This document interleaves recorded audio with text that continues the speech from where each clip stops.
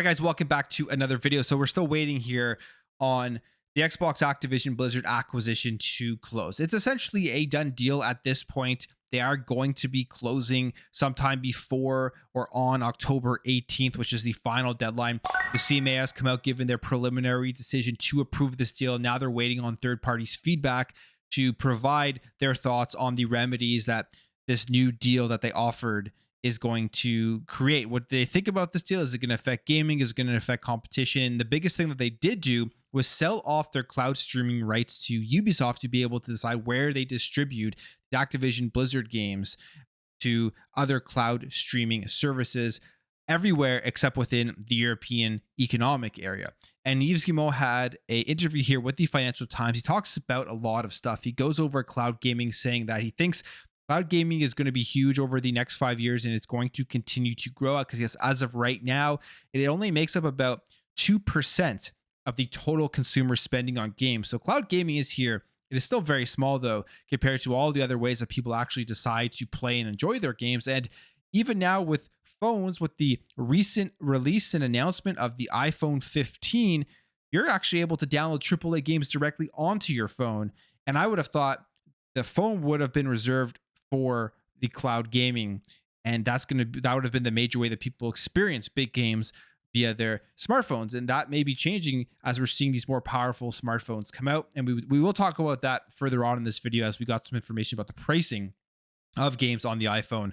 But Yves Guillemot obviously optimistic on cloud gaming, thinking it's going to grow over the next 5 or so years. And here is what he says in terms of why they decided to do this deal. He says, "We strongly believe in the next 5 to 10 years, many games will be streamed and will also be produced in the cloud. That's what pushed us to go forward with the Microsoft deal."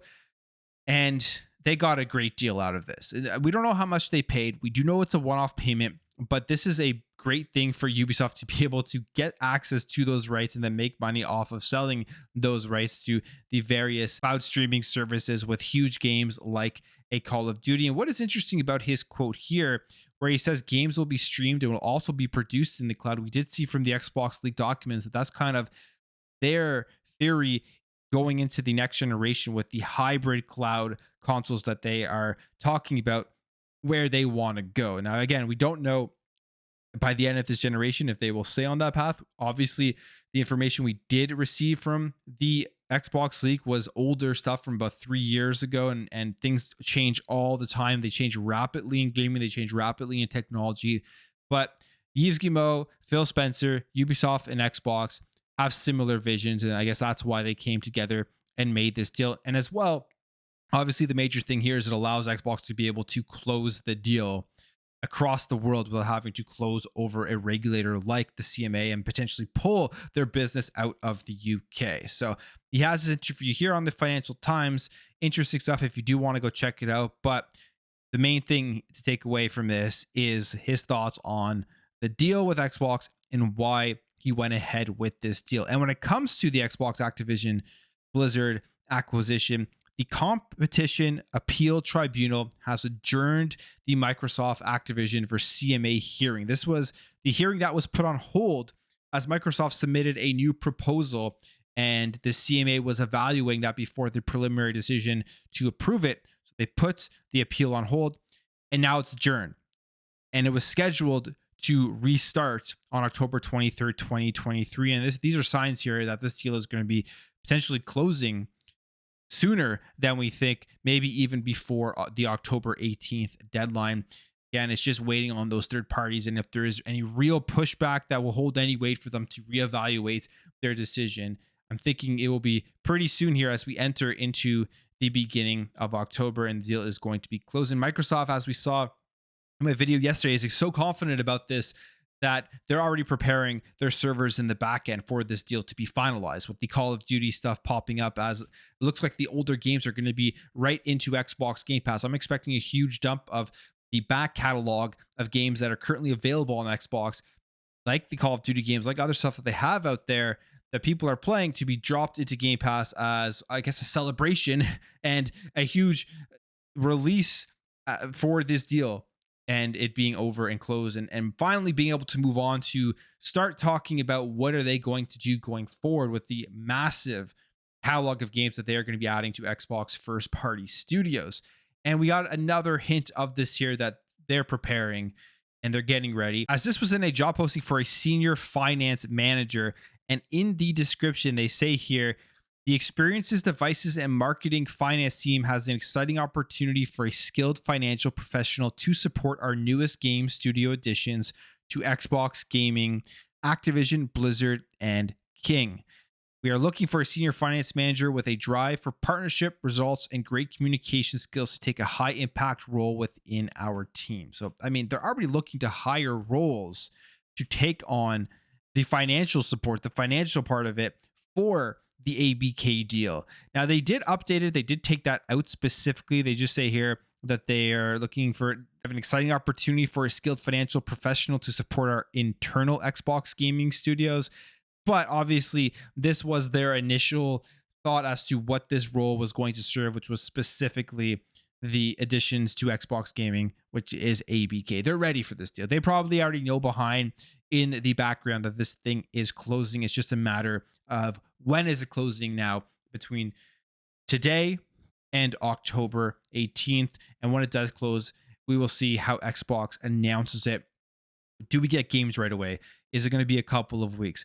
Are newer games going to be coming right away, or is it going to be a couple of years until the newer Activision Blizzard games do drop into the service? All that stuff is the exciting part of this deal that we are getting closer and closer to. All right, let's jump over here and let's talk about the iPhone 15 Pro and the ability to actually play AAA games. So we all saw the announcement from Apple. We all heard that they are now going to give people the ability to download AAA games natively and play them right on their phone. In fact, it can kind of double as a console because you can use the USB-C and output the video to a screen, connect a controller, and get that console experience all from these new iPhones. And when I first heard this, I thought this is a game changer. This is going to give people the ability to not even have to think about buying a mobile gaming device, a console, a PC, or anything if they just want to be able to get some sort of experience from these AAA games. Now, me personally, I don't care to ever play games on a phone. I will always be a console and a PC guy, but I can see a device like an iPhone that essentially everybody has, or at least a smartphone everybody has, and then this expanding out to other devices being able to do this. Maybe the next Google Pixel will be able to do this. I can see this having a major impact in the gaming industry. The question was for these games, or at least for me it is, how much different are they to the console quality versions of these games, and how much will they cost? Because I was going into this thinking that they would cost $10 to $20 less, maybe even $25 less than the full price console versions of the games. And it seems like that is not going to be the case, as we do have confirmation here that Resident Evil 4 Remake on your iPhone is going to be $60. Here is the confirmation. And there's also in-app purchases that they add on to this, as it says here, for 16. This is in pounds, so 16 pounds going down to 8, all the way to 250. So they're selling it for the same price. And this will be interesting to see if this takes off as much as I thought it would take off at the $60 price. When you think about phones, you think about mobile gaming, you're thinking about $5 games, $10 games, $3 games. I don't know if the major correlation there will be for people when they think about wanting to actually spend $60 on a game and it being worth it because it is a Resident Evil 4 remake. You're probably not getting hardcore gamers out there buying an iPhone to play games. It's still going to be, the majority of people are the casual mobile game players who are going to be playing games on these devices. At least that's the way I think about it, but I could be completely wrong, and maybe this thing will fly off of the Apple Store and they'll sell a ton of copies and make a ton of money. And that's really what's going to determine going forward if they continue to sell these games at the same price as essentially you'll be paying for it on the console. How many copies do they sell? How people take to it? And if this is something that people will outright reject because they don't want to spend $60 on a game that you're playing on your phone. Now, we do know there are other games coming over to the iPhone 15, like Assassin's Creed Mirage, which we don't know the price yet.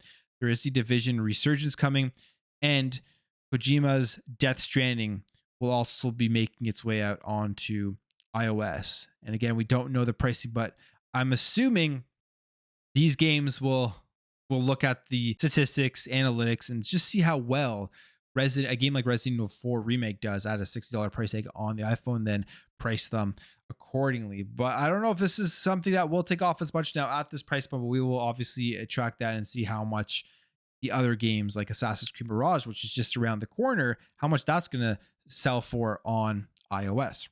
Now, the other major piece of news here that we did talk about yesterday was Sony. They've been hacked again, or at least it seems like they've been hacked again. We just don't know how big this hack is. We do know, however, that the people that did hack it, the group ransomed.vc, is threatening to sell all of the data. And this is their quote, as it was yesterday when we talked about it. It says, "We have successfully compromised all of Sony's systems. We won't ransom them. We will sell the data due to Sony not wanting to pay. Data is for sale." And they did say here that they have a post date of September 28th, which is presumably when it will publish the data wholesale if nobody does purchase the data, as they did say that they will be doing that. So that's probably when we will know whether this is a real threat to Sony and how much data that they actually have. And Sony finally did respond to this. And I mean, it's really a nothing statement. They do say here, "We are currently investigating the situation. We have no further comment at this time." But we don't really know how big it is. But the reason why this is such a huge thing is obviously whenever there's a hack of a major company like Sony, it will get people talking. But the other thing is, you got to remember back in 2011, how huge of a hack that was for PSN and how bad Sony's security was, how much data got compromised in plain text, how long it lasted. And you would have thought they would have upgraded their systems and made sure that this is very unlikely to ever happen again. But here we are again with Sony being hacked, and we'll see just how big of an effect it has on all of their divisions.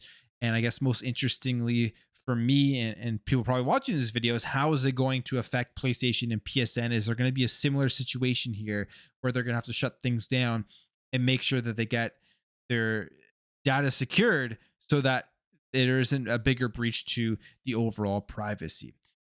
September 28th, which essentially is tomorrow, we'll probably know more if this is as big as they are threatening it in terms of the amount of data that they actually have.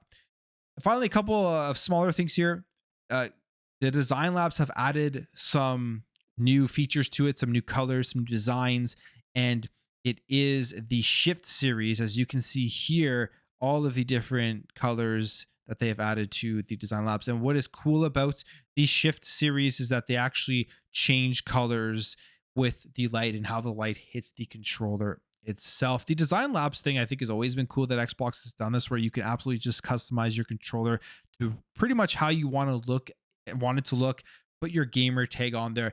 But what I'm most interested in when it comes to the design labs is the rumors that we heard that they were going to be looking at creating design labs for the Xbox console. If you could actually create a custom Xbox console with custom colors and maybe some custom designs and logos, I think that would be an absolutely awesome thing to add to this. But if you're looking for a controller with the cosmic shift colors, now is the time to get it.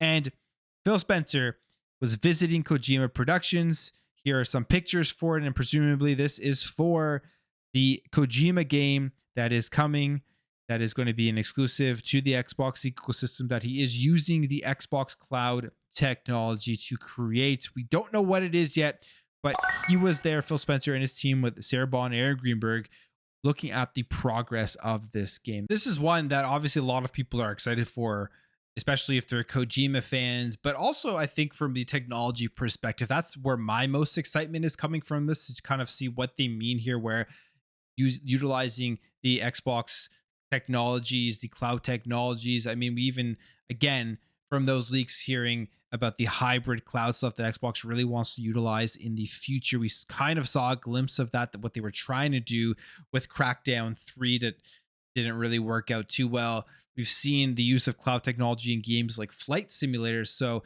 Kojima utilizing this stuff, what type of world is he going to be able to create? That's why I'm excited to see eventually when they do announce and show off a bit of this game. But I'm going to leave the video there, guys. If you did enjoy this video, hit that thumbs up. If you are new here, hit that subscribe, and I'll catch you guys in the next video.